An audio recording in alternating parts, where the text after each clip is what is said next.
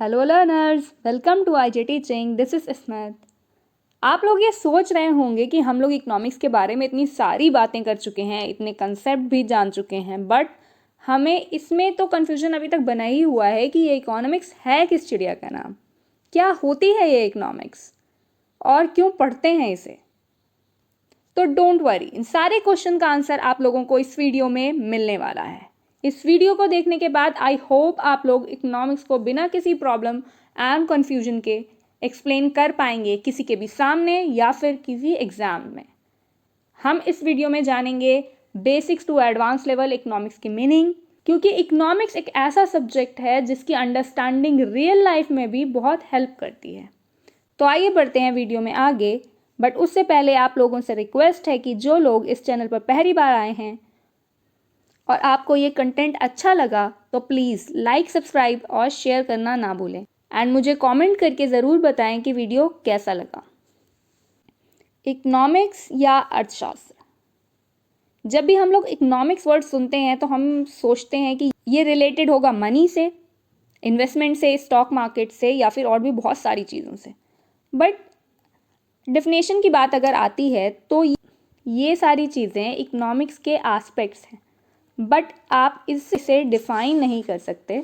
इसकी बहुत सारे डेफिनेशंस हैं जिसको हम पढ़ेंगे वीडियो में।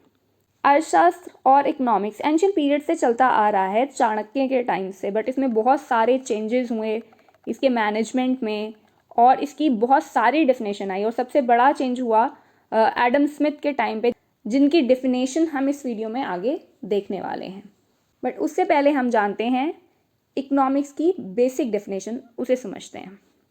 इकोनॉमिक्स की बेसिक डेफिनेशन क्या कहती है? Economics is a study of human behaviour. Economics क्या है? स्टडी ऑफ ह्यूमन बिहेवियर है, जहाँ पर ये स्टडी की जाती है कि रिसोर्सेज को कैसे एलोकेट किया जा सकता है। रिसोर्सेज हमारे पास लिमिटेड हैं और हमारी वांट्स अनलिमिटेड हैं, तो हमें उसको कैसे मैनेज करना है ये सिखाती है इकोनॉमिक्स। अब हमें उन रिसोर्सेज का ऐसे यूटिलाइजेशन करना है जहाँ पर कंज्यूमर को मैक्सिमम सेटिस्फेक्शन मिले, प्रोड्यूसर को मैक्सिमम प्रॉफिट मिले और सोसाइटी को मैक्सिमम वेलफेयर मिले। इकोनॉमिक्स इन्हीं तीन लोगों के इर्द गिर्द घूमती है। First consumer, second producer, third society. Consumer को ऐसे अपने रिसोर्स को एलोकेट करना है कि उससे वो मैक्सिमम सेटिस्फेक्शन पा सके, और प्रोड्यूसर जो प्रोड्यूस करता है गुड्स एंड सर्विसेज को, वो ऐसे अपने गुड्स एंड सर्विसेज को प्रोड्यूस करे जिससे वो मैक्सिमम प्रॉफिट अर्न कर पाए। फिर उसके बाद आती है सोसाइटी एज अ होल, आपकी इकोनॉमी। अब ये प्रोड्यूसर और कस्टमर आराम से तभी रह सकते हैं और आपकी इकोनॉमी तभी ग्रो कर सकती है जब सोशल वेलफेयर को ध्यान में रखकर सारे ग्रोथ एंड डेवलपमेंट किए जाएं। ओके, आइए समझते हैं इसको एक एग्जाम्पल के थ्रू।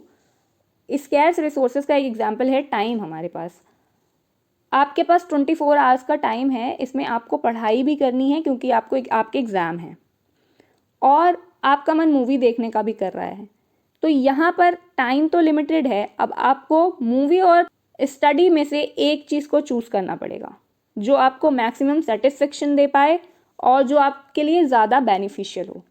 यहाँ पर आती है प्रॉब्लम ऑफ चॉइस।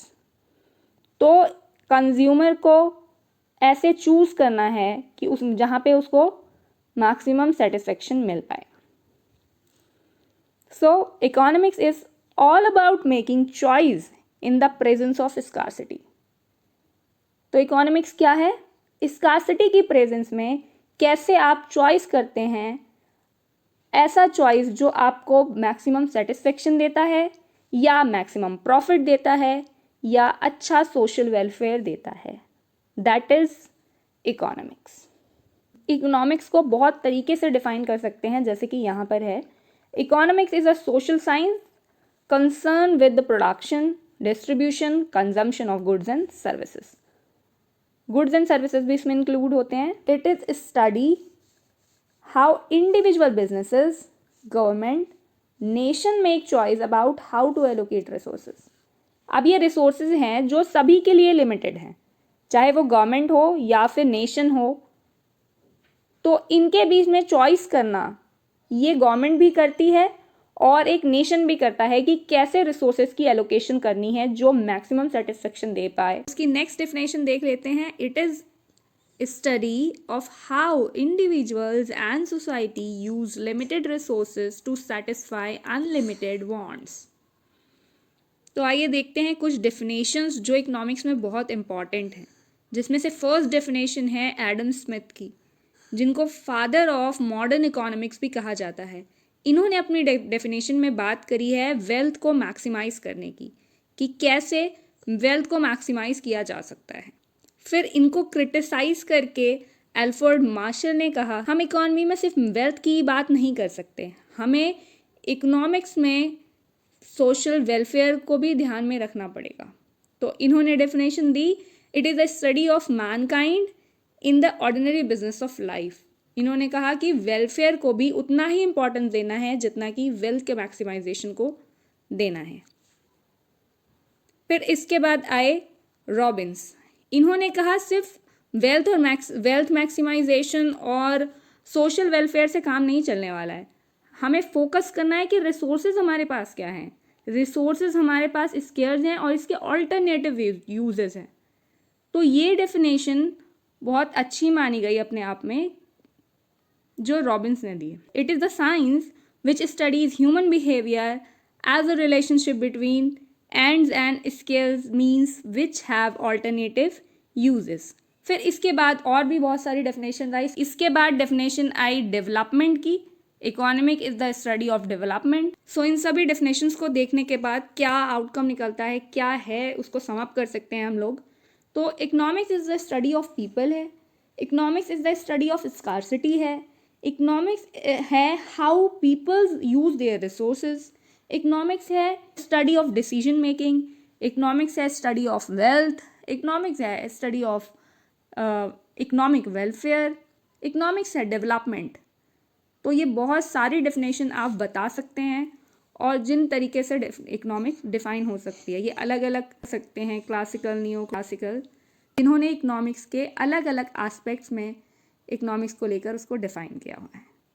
इकोनॉमिक्स एक ऐसा डिसिप्लिन है जिसमें पॉलिटिक्स, सोशोलॉजी, साइकोलॉजी और हिस्ट्री सब आती है। सो आई होप आप लोगों को ये सेशन अच्छा लगा होगा।